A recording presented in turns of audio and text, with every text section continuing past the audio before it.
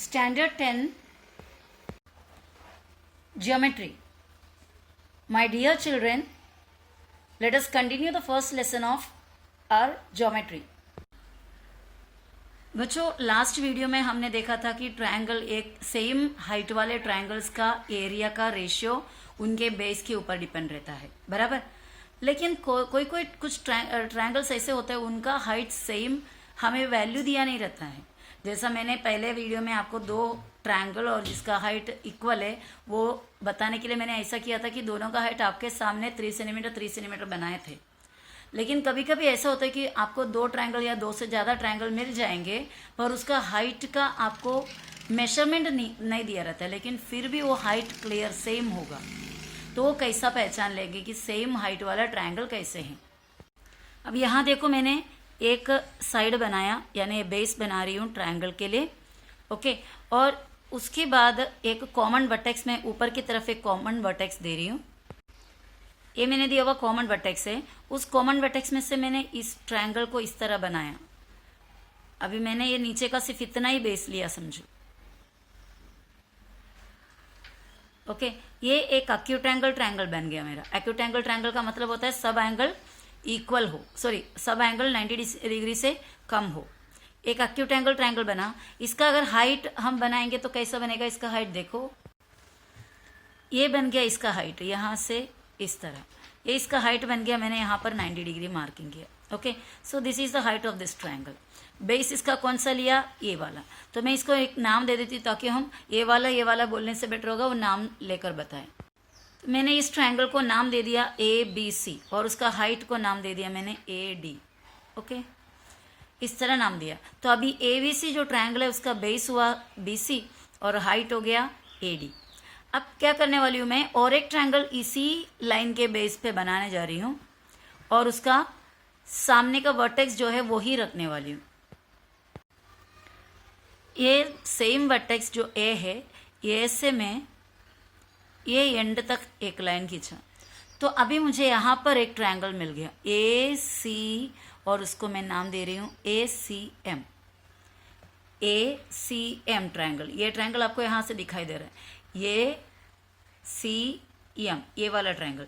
ये वाला ट्रायंगल आप साफ आपको पता चल रहा है कि एक ऑब्ट्यूस एंगल ट्रायंगल है. देखो, ये अगर ये इस तरफ ऐसा होता, स्ट्रेट होता तो ये 90 डिग्री होता, तो ये क्या बन जाता था, राइट एंगल ट्रायंगल.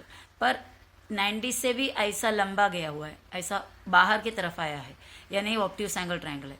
और ऑब्ट्यूस एंगल ट्रायंगल का हम हाइट बनाकर देखे थे, बराबर. मैंने आप लोगों को बताई थी ऑब्ट्यूस एंगल ट्रायंगल का हाइट के बारे में. फिर भी और एक बार यहाँ पर मैं बताती हूँ. मैं दूसरा एक ऑब्ट्यूस एंगल ट्रायंगल इधर बनाने जा रही हूँ. ये देखिए, मैंने एक ऑब्ट्यूस एंगल ट्रायंगल यहाँ पर बनाकर रखी है और मैंने इसको नाम दे दिया XYZ नाम दे दिया. अब मुझे YZ पे एक हाइट बनाना है, एक ऑल्टीट्यूड बनाना है. YZ पे आकर 90 डिग्री बनाने वाला. वो कहाँ से आएंगे, X वर्टेक्स में से आएगा. X वर्टेक्स X पे से YZ के लिए एक 90 डिग्री हाइट बनाना है. तो वो बनाने के लिए मैं ऐसा रखूँ तो ये हाइट नहीं बनेगा, ये भी टेढ़ा है, इसको स्ट्रेट नहीं आ रहा है. और इस तरफ लेकर आएंगे तो और भी टेढ़े हैं, स्ट्रेट नहीं आ रहा है. स्ट्रेट मतलब वो हाइट एकदम परपेंडिकुलर आना चाहिए, 90 डिग्री आना चाहिए, वो भी नहीं. तो मुझे क्या करना पड़ेगा, इसका हाइट बनाने के लिए मुझे ट्रायंगल के बाहर जाना पड़ेगा. ये मैंने आपको फर्स्ट वीडियो में एक्सप्लेन किया था, बराबर. तो इसका हाइट इस तरह बनेगा. मैंने देखो ये हाइट को ऐसा डॉटेड लाइन से किया, ये हाइट इस तरह बनाया. लेकिन वो YZ पे आकर रुका नहीं है, तो मुझे क्या करना पड़ेगा, YZ को भी एक्सटेंड करना पड़ेगा. तो मैंने YZ को इस तरह एक्सटेंड किया, तो ये इसका हाइट बन गया, बराबर है. तो XYZ जो ट्रायंगल था ऑब्ट्यूस एंगल ट्रायंगल, उसका हाइट नीचे एकदम बाहर बना, ट्रायंगल के बाहर.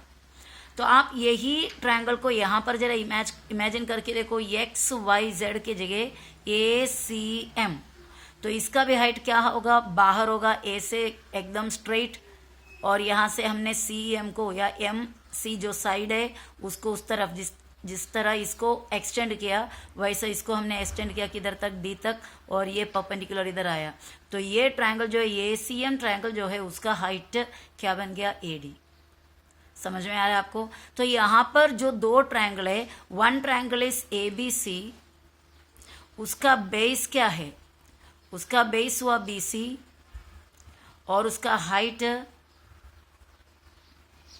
हाइट हुआ AD, बराबर है, BC पे है ना वो 90 डिग्री, तो AD। दूसरा एक ट्रायंगल हमारे पास इधर है ACM, ACM एक ट्रायंगल है, उसका बेस ACM, C से M तक, उसका बेस हुआ CM, और उसका हाइट ट्रायंगल के बाहर होंगे क्योंकि वो ऑब्ट्यूस एंगल ट्रायंगल है, इसलिए उसका हाइट भी क्या है, AD है। तो इस केस में ये ट्रायंगल, दोनों ट्रायंगल जो है ABC और ACM, ये दोनों ट्रायंगल का हाइट हमें सेम मिला। ओके, तो इन दोनों का एरिया भी किस पे जाएगा, बेस पर डिपेंडेंट रहेगा। तो चलो हम इसका एरिया को लिखते हैं वो थ्योरम के हिसाब से। अगर इसका एरिया लिखेंगे तो किस तरह बनेगा, area of triangle ABC upon area of triangle ACM, ABC ACM। बच्चों जब आप ज्योमेट्री करेंगे, कभी भी ज्योमेट्री का सम्स करते हैं, suppose if it is related to any figure, अगर कोई फिगर पे रिलेटेड है, always look into the figure to solve the sums. हमारा नज़र हमेशा किस पे होना चाहिए, वो जो डायग्राम है उस डायग्राम में होना चाहिए। हर एक स्टेप हम लिखते टाइम डायग्राम को रेफर करना है। कभी कभी कुछ बच्चे ऐसे करते हैं कि उनके पेपर में डायग्राम का कोई पता ही नहीं होता, बिना डायग्राम के उन लोग पूरे सम सॉल्व करके एकदम परफेक्ट दे देते हैं। वो बाय हार्टिंग नहीं तो फिर क्या है, या फिर कॉपिंग नहीं तो फिर क्या है। कोई भी इंसान को डायग्राम के बिना ज्योमेट्री का सम सॉल्व करना पॉसिबल नहीं है। हाँ, डायग्राम नहीं ऐसा कोई सम है तो बात अलग है। जिस पे डायग्राम है, डायग्राम से रिलेटेड है सब कुछ, ऐसा नाम वगैरह है, ABC PQ और वगैरह वगैरह नाम है, तो बिना डायग्राम के वो सोल्व करना ही नहीं। So always refer the diagram to solve your sums in geometry. Okay, तो मैंने मेरा ट्रायंगल दोनों लिखा, देखो हर स्टेप लिखने पे मेरा नज़र यहाँ पर जा रहा है।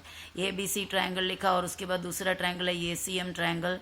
ओके, एरिया इक्वल्स, अभी ABC का बेस इंटू हाइट आना चाहिए, लेकिन ये दोनों ट्रायंगल का हाइट दोनों इक्वल है, तो उनके एरिया किसके हिसाब से रेशियो प्रोपोर्शनल रहेगा, बेस पे। तो हम डायरेक्ट लिख सकता BC अपॉन CM।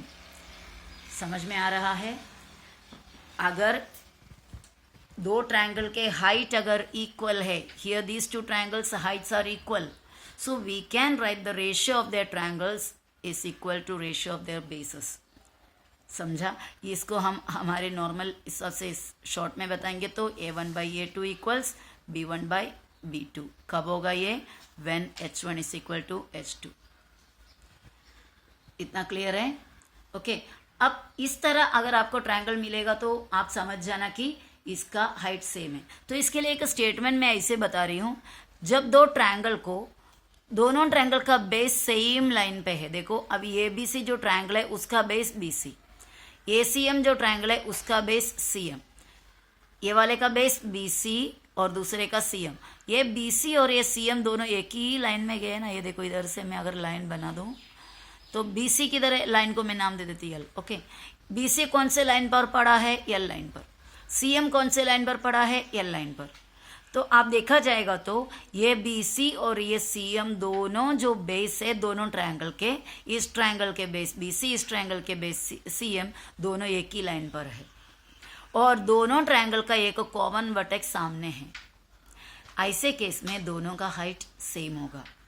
तो मैं वो सेंटेंस को यहाँ पर लिखने जा रही हूँ, जब दो ट्रायंगल के बेस सेम लाइन पे हो और उनका एक कॉमन वर्टेक्स हो तो दोनों का हाइट सेम होगा। देखो मैंने लिख दिया वो, when two triangles have their bases on the same line, जब दो ट्रायंगल के बेसस सेम लाइन पे हो, with common vertex, common opposite vertex, सामने का वर्टेक्स कॉमन भी हो, तो दोनों ट्रायंगल का इक्वल हाइट होगा। The two triangles have equal height. Equal height बोलो या सेम हाइट बोलो। दो ट्रायंगल्स के बेसस सेम लाइन पर हो और दोनों का एक ऑपोजिट वर्टेक्स कॉमन हो तो दोनों ट्रायंगल का हाइट सेम होगा। ओके, तो ये था एक केस जहां पर सेम हाइट्स आपको मार्किंग करके नहीं देने के बावजूद आप बोल सकता है कि उन दोनों का हाइट सेम है। अभी जो ऊपर जो मैंने बनाया, जो दो ट्रायंगल्स हैं ABC और ACM, उसके अलावा और एक ट्रायंगल हमको वहां पर दिखाई देते हैं। हम देख लेते हैं और एक ट्रायंगल कौन सा है, ठीक है। यहाँ देखो जो ट्रायंगल, एक ABC एक ट्रायंगल है, दूसरा ACM एक ट्रायंगल है, उसके अलावा ABM, A से लेकर B से लेकर M तक एक ट्रायंगल है, ABC एक ट्रायंगल है, ACM एक ट्रायंगल है, ABM एक ट्रायंगल है। ये तीनों ट्रायंगल्स का बेस सेम लाइन पे है। ये जो ABC है बेस BC, ACM का बेस CM, ABM का बेस BM, सभी एक ही सेम लाइन पर है। और सामने एक कॉमन वर्टेक्स है, ABC को भी A है, ACM का भी वर्टेक्स A कॉमन है, ABM का भी वर्टेक्स A कॉमन है।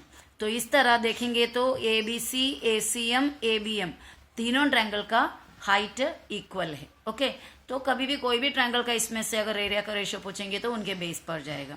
अभी आगे बढ़ते हैं, और कोई सिचुएशन में हाइट सेम है क्या नहीं, जबकि हाइट हमें दिया हुआ नहीं रहता है, लेकिन हमें समझना होता है कि उसका हाइट इक्वल है। देखते हैं वो कौन सा केस होता।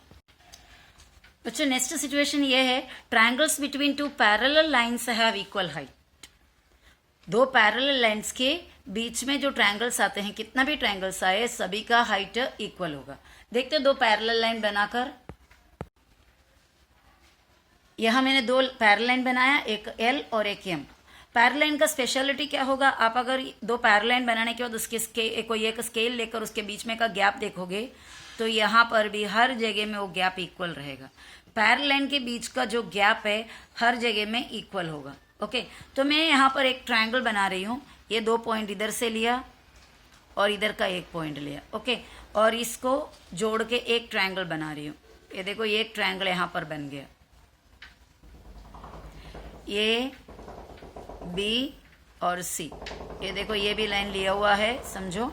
ABC एक ट्रायंगल है, ABC ट्रायंगल का मैंने बेस इसको माना है, हाइट यहाँ से आएगा, बराबर यहाँ से यहाँ तक का हाइट होगा, ये हाइट। दूसरा एक ट्रायंगल इसी पैरेलल लाइन के बीच में मैं ले रही हूँ।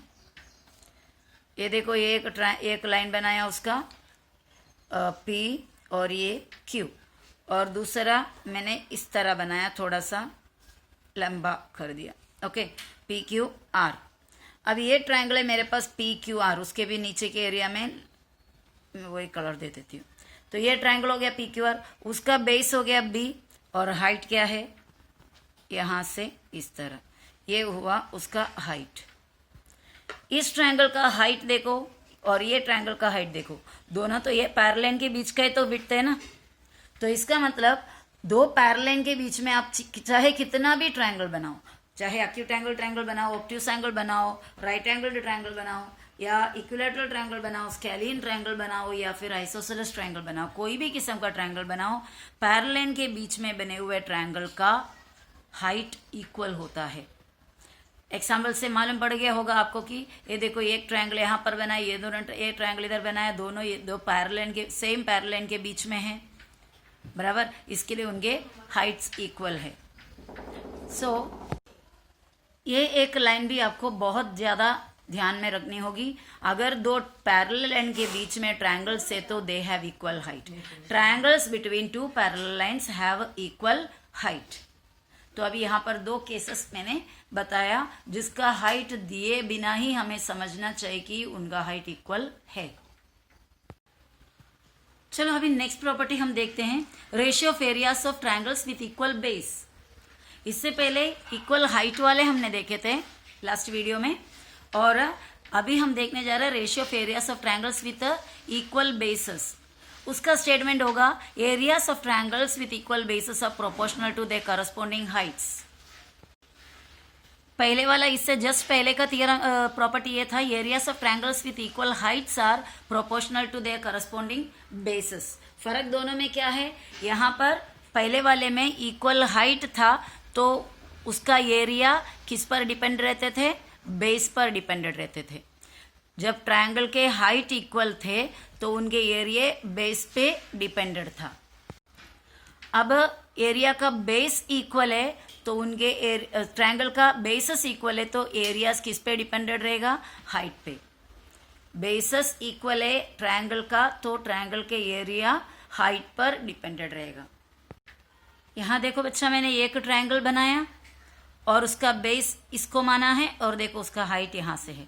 ट्रायंगल को नाम दे देते हैं हम ABC, और इस हाइट को मैंने दे दिया नाम AD। ओके, अभी सेम बेस BC को रखकर और एक ट्रायंगल बना रहे हैं, लेकिन उसका हाइट हमें अलग बनाना है। देखो उसके लिए मैंने यहाँ पर एक पॉइंट लिया और B तक जोड़ दिए, और ये वाला इस तरफ C पे जोड़ रहे हैं। ओके, अब ये ट्रायंगल को मैंने नाम दे दिया P। ये देखो P से B तक, B से C तक, PBC। ट्रायंगल पे जो फिगर है, डायग्राम है, उस पर ज़्यादा कॉन्सेंट्रेट करना।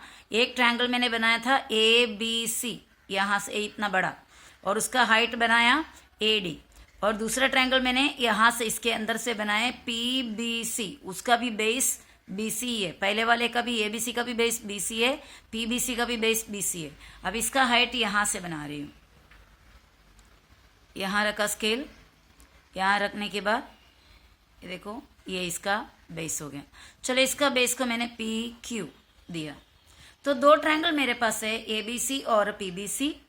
ABC का base BC, height AD। PBC का भी बेस BC, हाइट PQ। तो ये दो ट्रायंगल का हमें अभी एरियाज का रेशियो निकालना है। जिस तरह मैंने ऑलरेडी दो प्रॉपर्टीज को मैंने एक्सप्लेन किया हुआ है, तो आपको आइडिया मिल गया होगा। तो मैं यहाँ पर इसमें डायरेक्ट गिवन लिखने जा रही हूँ।